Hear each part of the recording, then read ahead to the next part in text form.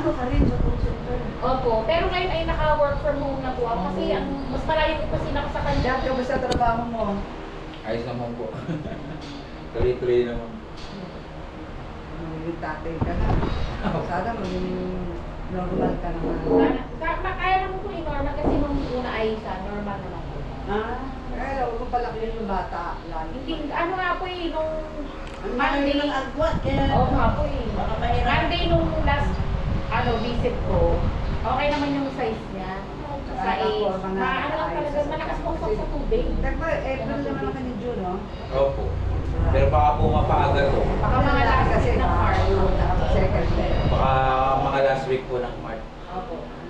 Kasi ang due date ko dapat ate ay April 4. Oo.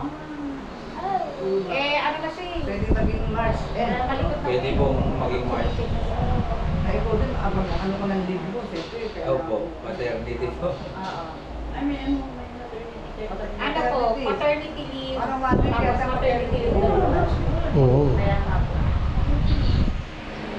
Sabi ko nga sumama ka, lisa-lisa lang. Ay, ibig sabihin na gawin kayo, pare-pare. Hindi pa may pasok sa mamaya. kaya Pasok ako po. nasa- Pero si Edna nakalig ka.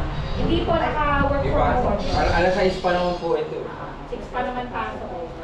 Marami Kasi pa po. uwi na sa gada eh, kaya medyo may maganda ano po din siya. kayo. Yung kasi din sa pera, sa kain sila. Ako din eh, nung sa atin din sa Mateo kami.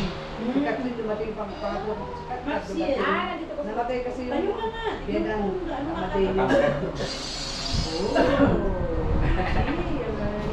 Ano? Oo. How old are you na? Oh, thank you. So yung anak niya, bigyan, nakikulat na eh. Ayun boy. Malapit na naman para birthday nito. Oh, bakit hindi ko? February, For 18. March. Ay, yun siya. Malapit Birthday na. pa na. Kasi nakakamakas ka kamaluan natin. Huwag ka mga bibili ng grade pagka ano sa ano.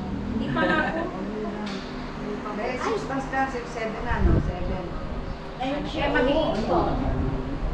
Ay, si Rita. Si...